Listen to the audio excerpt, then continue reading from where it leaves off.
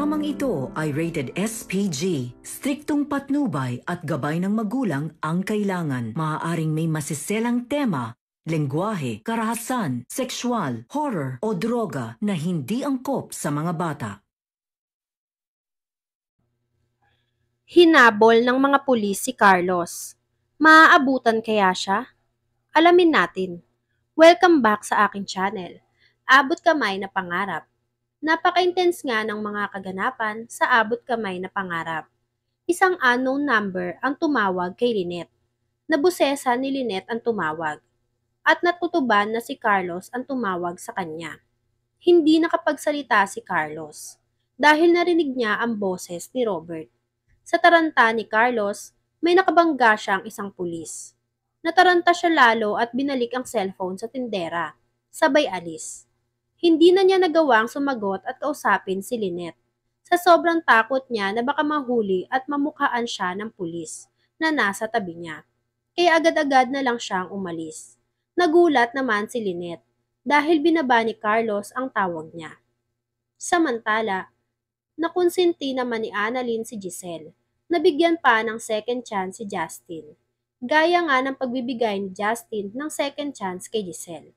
Ang hindi nga alam ni Giselle ay narinig ni Justin lahat ng masasakit na sinabi niya, na pinagsisisihan ni Giselle na naging anak niya si Justin, at tama daw na pinawigay niya si Justin sa ibang tao.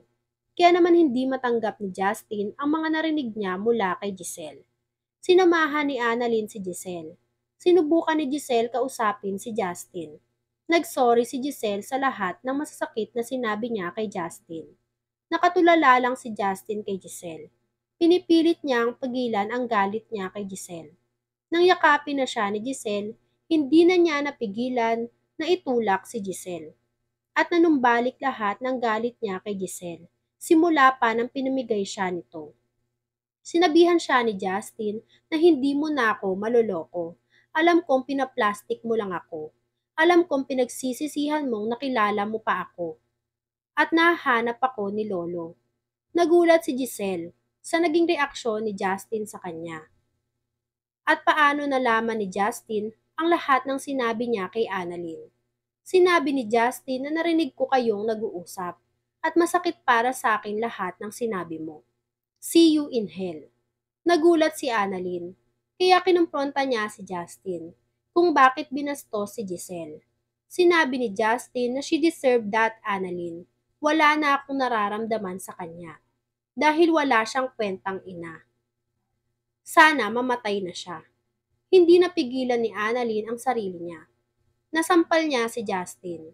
Nabigla naman si Justin sa ginawa ni Annalyn. Narinig naman ni Zoe ang usapan ni Justin at Annalyn at nagtatalo nga ang dalawa. Kaya napahinto siya at nakinig patago. Natuwa si Zoe na magkaaway na si Justin at Annalyn. Kaya nakakaisip si Zoe ng paraan para magkaroon siya ng isang kakampi. Kakausapin niya si Justin na magtulungan silang dalawa para mapagbagsak nga daw itong si Giselle. Samantala, sinubukan naman ni Lynette na tawagan ulit ang number na gamit ni Carlos. Nasagot ito ng tindera. Tinanong ni Lynette kung sino ang nakitawag sa cellphone niya. Dinescribe ng tindera ang itsura ni Carlos. Kaya nakumpirma niya na si Carlos ang tumawag sa kanya. Inutusan ni Lynette ang tindera na sabihin kay Carlos na magkita silang dalawa. Tinanong din ni Lynette kung saan ang lugar nila. Kaya agad sinabi ng babae ang lugar kung nasaan si Carlos. Pag-alis naman ng pulis, bumalik si Carlos sa tindahan. At sinabi ng tindera kay Carlos ang utos sa kanya ni Lynette. Kaya bago pa dumating si Lynette sa lugar kung nasaan nga si Carlos, nakaisip siya ng plano para maawa sa kanya si Lynette. Nagpanggap si Carlos na isang kaawa-awang pulubi para mapatawad siya ni Lynette. Dahil alam niyang mabuting tao si Lynette. At mabilis lang magpatawad si Lynette. May kinuntsaba si Carlos, isang batang lalaki. Kaya pagdating ni Lynette, agad siya nitong nilapitan. Alam agad ng bata kung sino ang hinahanap ni Lynette. Kaya naman tinuro ng bata kung nasaan si Carlos. Sinamahan siya ng bata papunta kay Carlos. Nagulat si Lynette sa sitwasyon ni Carlos. Naawa siya sa nakita niya. Isang Carlos na badungis at kumakain ng tira-tirang pagkain sa basurahan. Nilapitan niya si Carlos para kausapin. Pero nagpanggap si Carlos na parang isang inutil at nawawala na sa sarili. Hindi man sila nakadami ng pag-uusap ay dumating bigla si Robert kasama ang mga pulis. Naplano si Robert na sumama at isama ang mga pulis papunta dito kay Carlos dahil baka daw may masamang balak itong si Carlos dito kay Lynette. Dahil mag-isa nga lang si Lynette na puntahan itong si Carlos. Hindi alam ni Lynette na nagsama itong si Carlos o itong si Robert ng mga pulis. Kaya naman nagulat siya nang biglang dumating sila Robert kasama ang mga pulis. Nagulat din nga itong si Carlos nang dumating sila Robert at ang mga pulis na may daladalang mga baril at nakatutok nga ito sa kanya. Natakot si Carlos. Nagtago siya sa likod ni Lynette. At ito namang si Lynette ay hinarangan ang mga pulis. Pinatakas niya nga itong si Carlos. Nakiusap si Lynette na huwag paputukan si Carlos dahil nakakaawa nga daw ang kalagayan ni Carlos. At mukhang hindi na nga daw makakalaban itong si Carlos dahil sa mga nangyayari nga at sa sitwasyon nitong si Carlos. Naawa agad si Lynette sa sinapit ni Carlos dahil ang buong akala nga nitong si Lynette ay totoo ang mga pinapakita ni Carlos at totoong naghihirap o may pagkaharang ni Lynette sa mga pulis. Pinakiusapan niya nga ang mga ito na huwag magpaputok.